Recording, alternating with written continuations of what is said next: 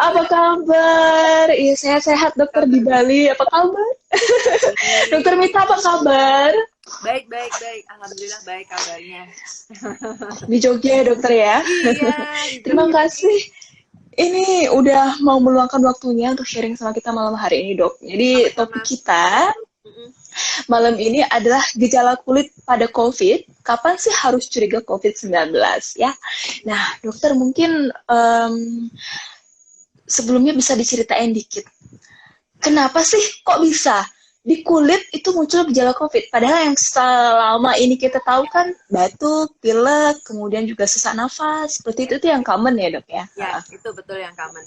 Jadi sebenarnya gini, si virus SARS-CoV-2 itu kan apa namanya ibaratnya apa ya?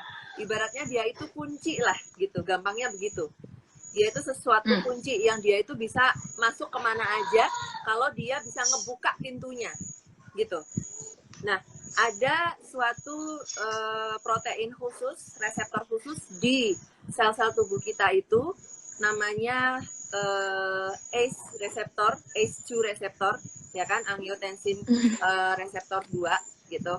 Nah, itu bersifat sebagai lubang kuncinya, gampangnya begitulah. Nah, ternyata kalau si SARS-CoV-2 itu ketemu sama si lubang kunci itu, kebukalah pintu itu, maka si SARS-CoV itu bisa masuk, kemudian menginvasi ruangannya lah dalam tanda kutip kayak gitu. Bagian yang nggak enaknya adalah si reseptor itu ternyata jumlahnya tuh banyak banget di tubuh kita. Yang paling banyak memang di saluran pernafasan, ya di alveolus, alveolar itu yang paling banyak. Ternyata nggak cuma di situ, ada di saluran pencernaan, ada di ginjal, ada kemudian di mana lagi ya, saraf, ada di pembuluh darah, dan juga ternyata ada di kulit, gitu. Nah, lubang kunci itu ada di banyak tempat. Makanya manifestasi dari COVID-19 ini bisa munculnya bervariasi banget. Yang tipikal, yang khas, memang di saluran pernafasan. Tapi ada juga gejala-gejala lain. Misalnya kalau dia tadi ya, kuncinya masuk ke lubang kunci yang di saluran pencernaan misalnya. Ada diare, ada muntah, kayak gitu kan. Ada mual, macam-macam. Sakit gitu. perut. Iya, betul. Makanya tadi gejalanya itu bisa muncul bermacam-macam karena anak kuncinya itu ada di banyak tempat. Jadi si kunci itu bisa dia masuk, anak kuncinya klek gitu ya. Begitu kebuka, masuklah itu si virusnya. Gampangnya seperti itu nih biar teman-teman paham ya. Karena kan sebenarnya reaksi virus masuk tuh nggak sesimpel itu, cuman gampangnya begitulah untuk dibayangkan tuh kayak gitu. SARS-CoV itu adalah kuncinya di pintu-pintu apa namanya daun pintu yang di badan kita ibaratnya gitu, itu ada lubang kuncinya yang ternyata matching kalau dimasukin sama si SARS-CoV itu, makanya bisa muncul di mana-mana gitu. Gejalanya bisa bervariasi banget gitu.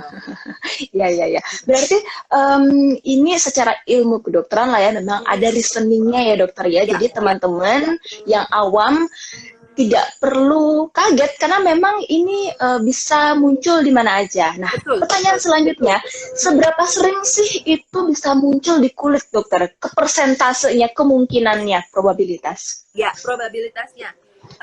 Dari beberapa paper itu menyebutkan bervariasi ya, jumlahnya itu bervariasi antara 0,2% sampai ada yang menyebutkan 20% muncul gejala di kulit gitu. Jadi tidak selalu semua pasien COVID-19 itu pasti muncul gejala di kulit, itu tidak gitu.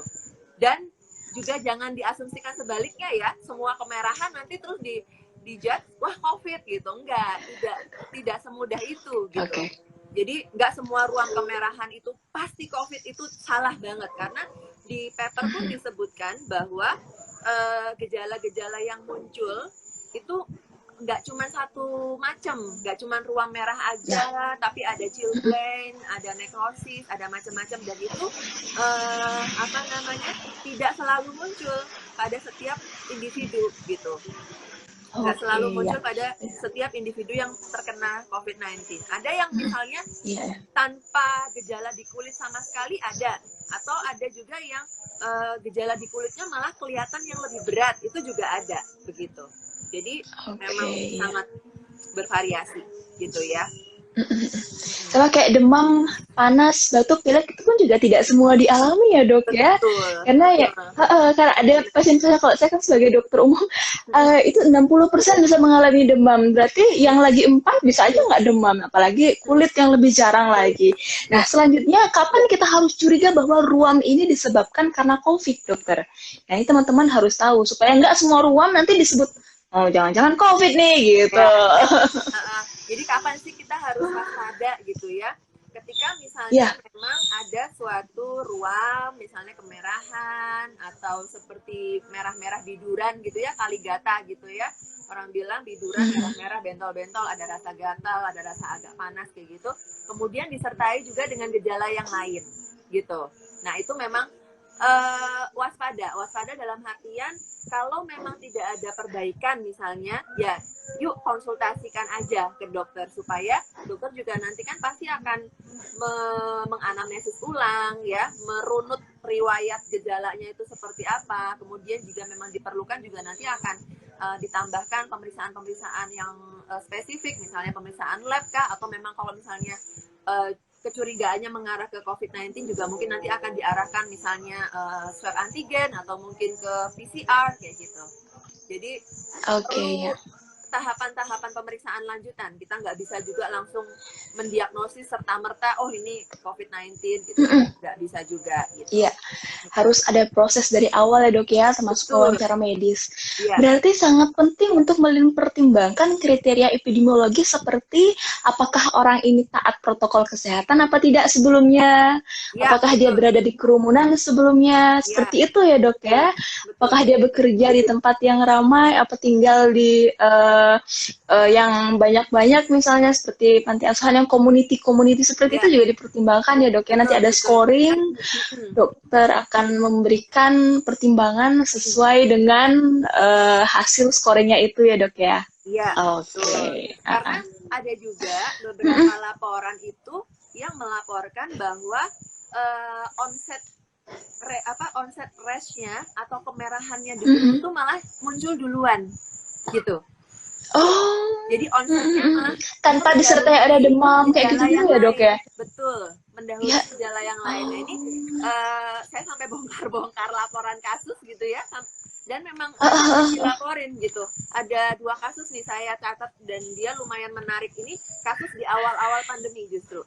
Jadi laporan yang pertama itu ada kasus dari Thailand gitu. Jadi dilaporkan. Itu bisa diceritain dok kayak gimana? Iya, jadi saat itu dilaporkan ada seorang pasien yang datang ke dokter dengan keluhannya itu hanya makula eritem disertai pteki. Jadi kemerahan disertai dengan bintik-bintik perdarahan kecil. Nah, karena di Thailand itu dan dia di bagian apanya dokter? Kenapa? Di semua tubuhnya kah atau di daerah tertentu misalnya? Oh, kalau lokasinya di area badan, di badan. Iya, di trunk.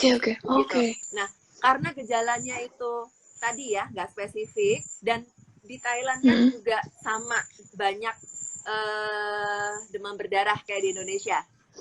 Iya, sama-sama tropis ya dok ya. Si pasien ini awalnya didiagnosis dengue fever gitu, demam berdarah biasa. Demam berdarah. Ya, gitu kan. Karena tadi keluhannya hanya ada demam, ada rash kemerahan, ada peteki. Kemudian juga pada saat pemeriksaan lab, trombositnya turun. Khas banget kan, berdarah mirip ya. Banget. Iya. Betul, mirip banget sama demam berdarah.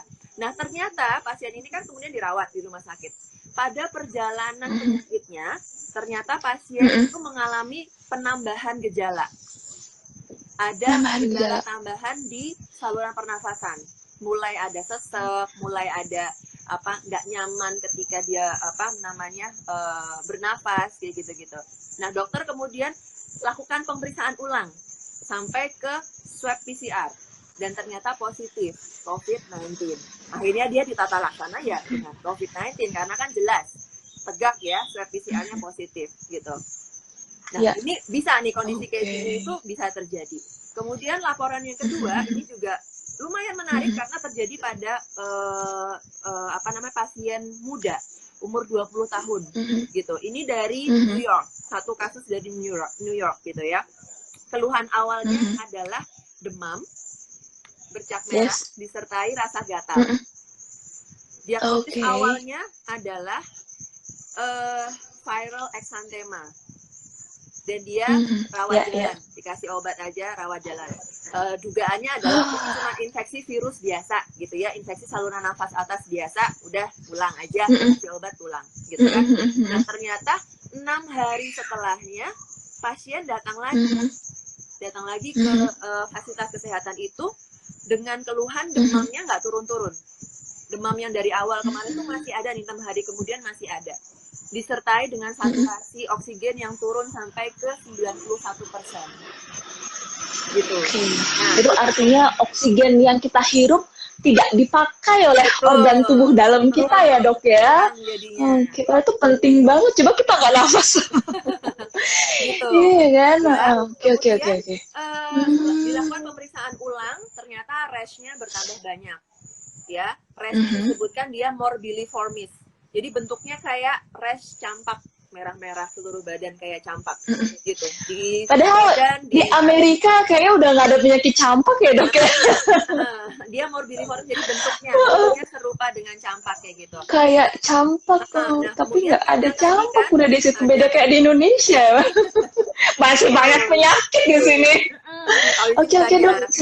Nah kemudian banyak campak masih ya campak. Kayak gitu ya. Demamnya nggak turun-turun, ada perburukan di saturasi oksigennya, maka kemudian mereka lakukan pemeriksaan ulang lagi, cek ulang lebih lengkap lagi, fisiknya mereka cek ulang, kemudian pemeriksaan penunjang mereka ulang, radiologi mereka lakukan, lab mereka lakukan, gitu ya. Labnya menunjukkan adanya pneumonia multifokal, jadi ada infiltrasi bilateral di parunya. Kemudian mereka lakukan tes sampai rapid HIV dan virus-virus lain itu negatif, nggak ada infeksi itu gitu ya. Kemudian rawat 2 hari, perburukan di saluran nafas gitu ya, dia dirawat di ICU sambil di swab. Hari kedua dia masuk rumah sakit, swabnya keluar hasilnya adalah COVID-19 gitu.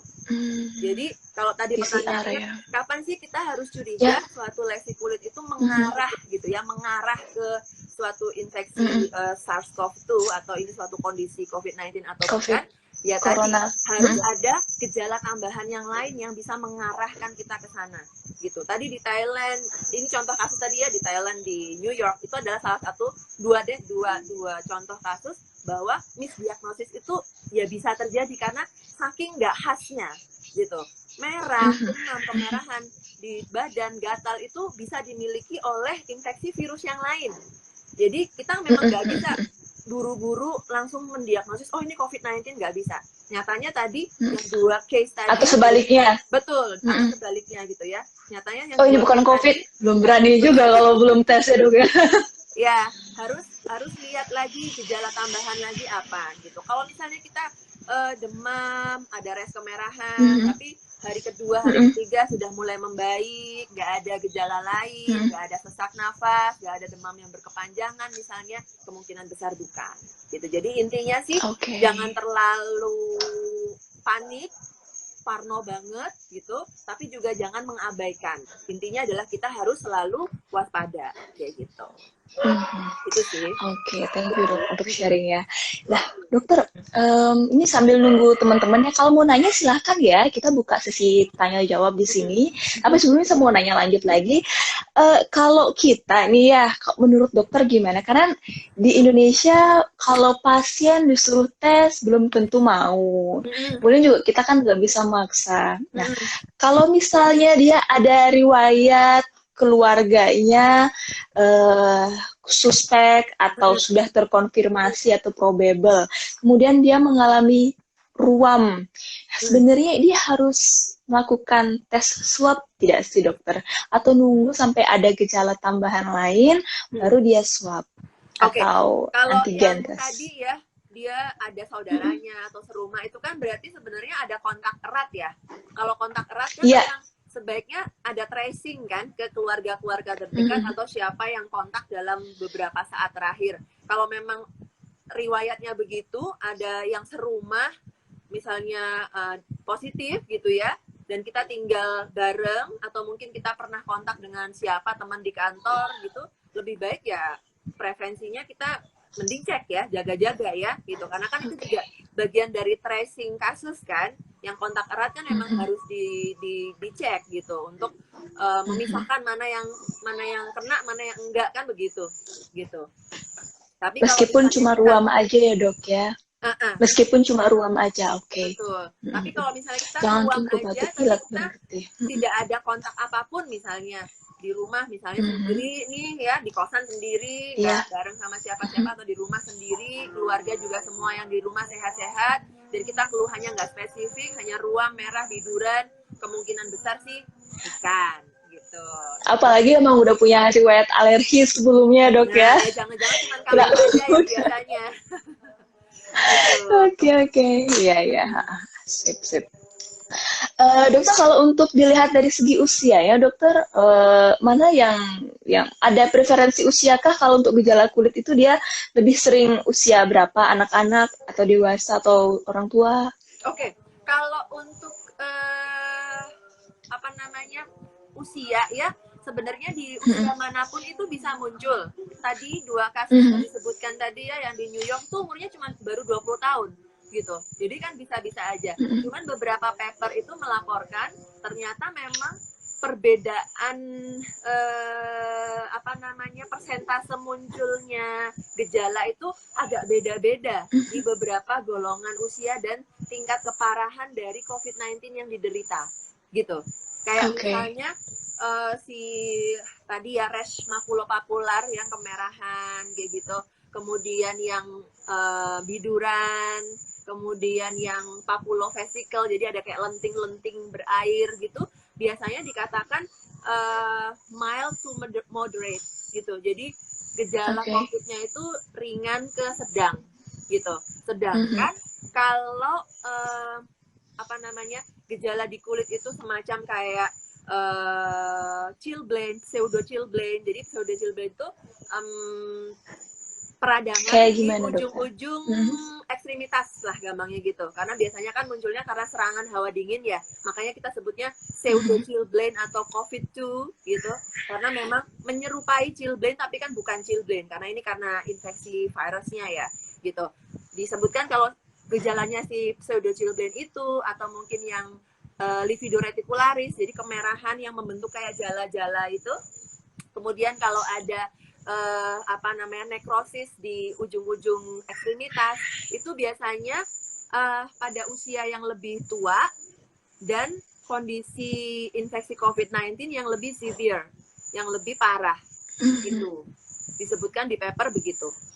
Jadi setelah diteliti ini, ternyata kalau yang punya gejala-gejala yang tadi melibatkan vaskulitis, kemudian ada mikrotrombus tadi ya, ternyata COVID-nya juga lebih berat gitu. Kondisi COVID-nya lebih berat. Iya. Ini ada yang nanya dari Sterisepta, jangan-jangan merah habis makan udang dok. Nah, kalau itu pendapat dokter bagaimana? Bisa jadi kan? Iya. Kalau kita hanya disodorkan seperti itu kan banyak banget kemungkinan, sehingga kita butuh wawancara dulu ya dok ya. Harus ada pemeriksaan lebih lanjut. Seperti yang tadi dokter sampaikan, tidak boleh kita langsung bilang iya, tidak juga langsung bilang tidak. Harus pemeriksaan terlebih dahulu dokter. Iya, dokter. Kalau dokter Mita prakteknya di mana ya? Mungkin bisa di-sharing teman-teman yang di Jogja terutama. Di rumah sakit mana aja? Di klinik. Ya, sama ada di klinik di Jogja. Oke, teman-teman bisa konsultasi ya nanti langsung sama dokter Mita. Dokter, kalau untuk terapi sendiri nih, ketika kita biduran biasa ataupun biduran yang suspek gitu kan ya, karena mungkin kita ada riwayat kontak erat ataupun juga ada gejala tambahan. Nah, itu masing-masing penanganan pertama yang bisa kita lakukan di rumah sebelum ke dokter itu apa? Boleh nggak sih kita minum obatan yang dijual kayak istilahnya OTC ya, dijual secara bebas tanpa resep dokter sebelum kita konsultasi ke dokter? Ya, kalau misalnya apa namanya ruam-ruam kemerahan atau biduran gitu, apa sih yang harus kita lakukan gitu ya? Pertama adalah kita cari tahu dulu nih, seenggaknya penyebabnya kita tuh merah-merah ini apa gitu. Jangan-jangan tadi benar karena habis makan sesuatu gitu. Jadi flashback dulu ke belakang, kita apakah memang ada riwayat alergi sebelumnya atau enggak. Kalau memang ada riwayat alergi, kita ingat-ingat lagi tadi habis makan apaan. Atau kita habis beraktivitas apa. Karena kadang-kadang ruam merah itu juga bisa disebabkan karena misalnya aktivitas ya. Kita mungkin aktivitasnya baru berkebun, terus ternyata kena apa namanya goresan-goresan apa namanya fitodermatitis getah gitu. dari tanamannya gitu kan bisa gitu. Nah pertama adalah hindari dulu pencetusnya gitu ya, kita jangan konsumsi lagi atau kita jangan lakukan dulu kegiatan yang sama gitu. Kemudian yang kedua mungkin bisa dibantu dengan mengurangi kemerahannya itu dengan aplikasikan pelembab untuk mengurangi rasa gatalnya gitu, karena kan bisa merah-merah rasanya gatal banget kayak gitu-gitu kan. Nah itu bisa aplikasikan pelembab untuk mengurangi rasa gatalnya, atau mengkonsumsi antihistamin kan boleh ya kita beli di apotek gitu kan, misalnya kayak cetirizine atau CTM ya gitu-gitu, boleh untuk mengurangi gejalanya biar nggak terlalu mengganggu banget. Tapi kalau ternyata ruamnya itu ya tadi ya, kalau makin luas, makin kemana-mana, ya otomatis kan kita tetap harus ke dokter untuk cari tahu ini sebenarnya kenapa dan biar mendapatkan tata laksana yang tepat. Di luar apakah ini COVID atau bukan? Kalau misalnya memang ternyata ruamnya atau bidurannya itu cukup luas, hampir sebadan badan, atau bahkan disertai dengan pembengkakan, misalnya di mata, ada di bibir gitu, nah itu sebaiknya segera ke dokter gitu. Iya, itu bisa jadi tanda-tanda bahaya dok ya, karena alergi sendiri ada yang alergi yang ringan, ada alergi yang berat ya dokter ya, yang harus disuntik, yang harus luas gitu. Ya. Oke, siap-siap. Ini dokter ada beberapa pertanyaan, mohon izin bisa saya sampaikan, soalnya udah lebih dari 30 menit sih, tadi janji di awal 30 menit. Boleh dok, saya bacain? Oke, ini soalnya dokter Mita banyak fansnya.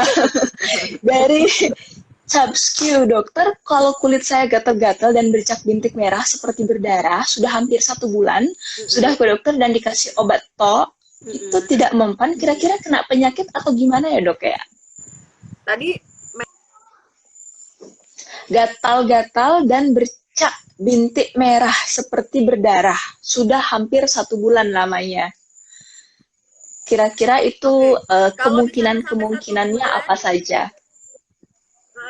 Kemungkinannya ada banyak. Apakah itu misalnya suatu dermatitis yang sifatnya kronis, atau apakah ada reaksi imunitas yang lain, jadi memang harus diperiksa ulang.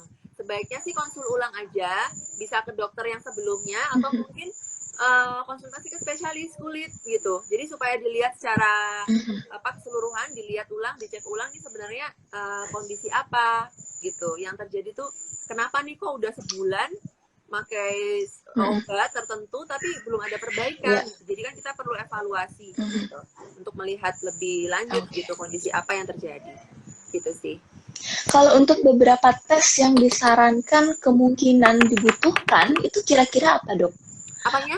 Mungkin seperti tes yang disarankan atau yang dibutuhkan gitu untuk kira-kira mencari tahu ini penyebab penyakitnya seperti apa, ataukah butuh cek, kan ada dokter yang pemeriksaan alergi yang di tangan yang kayak tes, ada juga yang cek darah kayak gitu tuh, apakah perlu untuk kasus ini? Kalau untuk perlu atau tidak perlu sebenarnya agak sulit kalau kita nggak periksa pasiennya langsung ya, karena kan kita nggak tahu nih arahnya tuh ke mana gitu.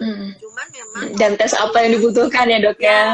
Memang dokter punya kecurigaan misalnya ke arah alergi, itu memang ada beberapa tes alergi yang akan disarankan, misalnya tadi pemeriksaan darah atau tes tempel atau tes tusuk kayak gitu-gitu, itu kan bisa untuk mencoba mengeliminasi dan mencari tahu sebenarnya pemicunya apa gitu. Cuman ya tadi, mana yang perlu dilakukan kan harus sambil ngelihat dulu nih kondisi yang mana, jadi biar tepat nih mengarahkannya gitu. Benar-benar. Nah, sebenarnya pemeriksaan lab itu ada banyak banget. Ada Ya, banyak. mentang-mentang pasien bilang, udah tes lab, tes apa? Kan nggak tahu ya kan? Itu dia. Betul. Oke dokter, kita izin lanjut ke pertanyaan berikutnya dari B. Bilkis. Nah, ini pertanyaannya, bagaimana dengan orang yang sudah melakukan isolasi mandiri selama 14 hari di rumah, tetapi masih belum bisa mencium bau secara normal, apakah sudah bisa dinyatakan sembuh? Aduh, maaf. Mas, ini topiknya tentang kulit, tapi gimana dok?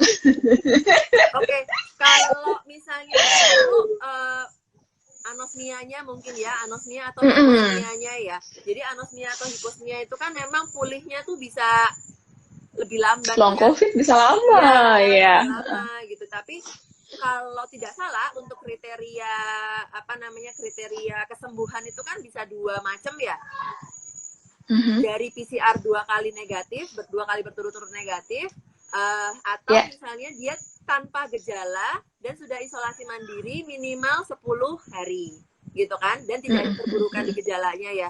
Kalau asumsinya berarti kan dia tinggal anosmianya atau hiposmianya ya. Kemungkinan sih ya udah nggak perlu isolasi mandiri lagi, yang penting tetap taati protokol kesehatan gitu ya, supaya hati-hati jangan sampai ketularan lagi gitu kan. Bisa juga 2 kali 3 kali tertular bisa gitu. Oke, ya. Kemudian mungkin ini kita lanjut yang nyerempet-nyerempet ke ruam ya dokter ya. Kalau yang sama kosmetik nanti kita mungkin jadwalkan sesi IG live yang dengan topik tentang kosmetik. Ini dari Shirley APT. Dokter, kalau misalnya pasien punya riwayat alergi, apa bisa jika pasien tersebut kena COVID juga kemungkinan memicu timbulnya ruam kemerahan? Jadi seseorang yang punya riwayat alergi tuh ya bisa-bisa aja terinfeksi COVID-19, dan bisa juga reaksi alerginya atau mungkin kemerahannya jadi muncul lagi. Cuman memang belum ada laporan apakah seseorang yang punya riwayat alergi sebelumnya dan kemudian dia terinfeksi COVID-19, apakah resiko manifestasi di kulit akan lebih besar misalnya dibandingkan orang yang tidak punya riwayat alergi sebelumnya. Nah, ini kita belum bisa menjawab karena memang belum ada yang meneliti sampai ke situ gitu. Jadi kita belum bisa menjawab gitu. Oke, ya. Nah, ini masih umum banget. Kayak gini pertanyaannya, awalnya seperti gigitan nyamuk dok, lanjutan pertanyaan yang cap lama-lama berubah seperti bercak darah, kemudian dikonsulkan ke dokter sama sekali nggak mempan obatnya. Nah, mungkin diperiksakan cari second opinion berarti, coba dokter ya. Ya, coba cari dokter SPKK. Oke, ya. Oke.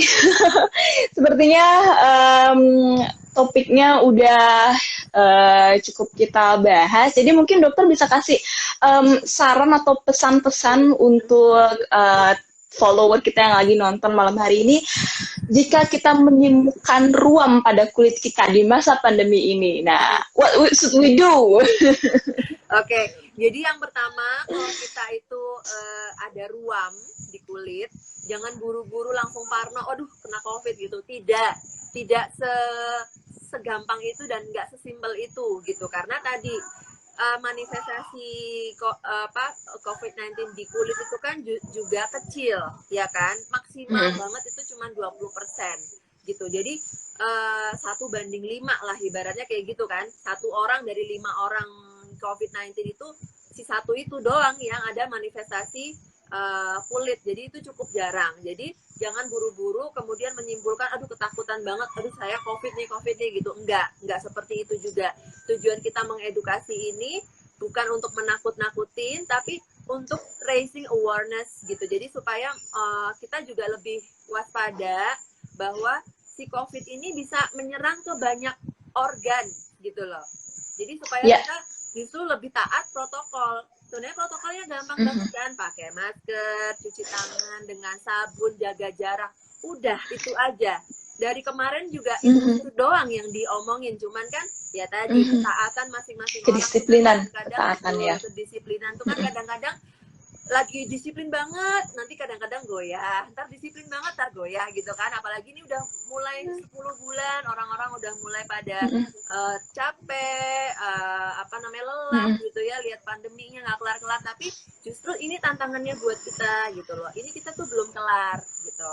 Kemudian tadi terkait dengan kondisi kulit, jangan buru-buru parno, jangan buru-buru panik gitu. Karena manifestasi COVID-19 di kulit itu jarang gitu. Jadi boleh kita curiga, oh ini jangan-jangan arahnya ke sana kalau memang disertai dengan gejala-gejala lain yang tipikal.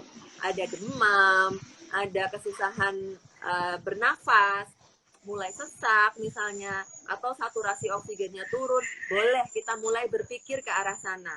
Atau misalnya gejalanya berat gitu, gejalanya berat kayak ruam kemerahan yang sebadan-badan. Mungkin arahnya bukan ke COVID, tapi lebih ke kegawatan kulitnya itu sendiri. Misalnya kan ada reaksi alergi juga yang berat sampai langsung melupas gitu ya dok ya. Dalam singkat langsung penuh sebadan-badan. Nah, itu emergency, memang harus langsung ke dokter untuk mendapatkan pengobatan supaya reaksinya itu bisa cepat ditangani gitu. Oke, ya. Dan kita juga dokter nggak akan serta-merta langsung menjudge atau memberi label itu COVID, harus ada pemeriksaan lanjutan gitu. Tenang aja, kita kerja pakai SOP kok. Iya. Ya biar nggak parno, aduh nggak berani konsul obatin sendiri, ntar malah nggak sembuh-sembuh. Nanti malah yang harusnya ini kita malah salah obat, alergi lagi kan ya. Jadi jangan sampai malah edukasi kita malam ini malah jadi bumerang. Oh jangan, kalau merah-merah jangan ke dokter deh, takut nanti di-COVID-kan. Jangan kayak gitu. Kita tuh sama sekali bukan ke situ arahnya, gitu loh. Sama sekali tidak ada yang mengcovidkan itu. Tolong udahi aja, karena memang tidak ada yang seperti itu gitu loh. Apalagi ruam merah langsung di-COVID-kan, ya kayaknya sinting kali dokternya kalau ada yang kayak gitu. Gitu, karena sebenarnya kalau sampai meng-COVID-kan itu adalah diri kita sendiri apabila kita abai dengan protokol kesehatan dan akhirnya kita tertular ya dokter ya. Jadi diri kita sendiri yang mengakibatkan diri kita terkena. Tapi kalau kita sudah patuh, nah kemungkinannya lebih kecil. Gitu ya. Oke. Karena corona masih ada, kita harus tetap waspada. Oke, Dokter Mita, terima kasih banyak untuk sharingnya malam hari ini. Jogja, Bali. Mudah-mudahan bermanfaat, Dokter Mita. Tetap semangat mengedukasi. Ini saya lihat Dokter Mita, luar biasa sekali. Mudah-mudahan selalu sehat ya dokter ya, dan selalu menginspirasi untuk followernya menjaga kesehatan kulit dan juga kesehatan secara umum. Teman-teman, mudah-mudahan bermanfaat. Terima kasih sudah bergabung bersama kita. Sampai ketemu lagi nanti mungkin dengan topik yang lain ya dokter ya. Selamat malam dokter. Salam untuk keluarga di Jogja semua. Ya, mari dokter. Ke tempat dokter Fani di Bali ya.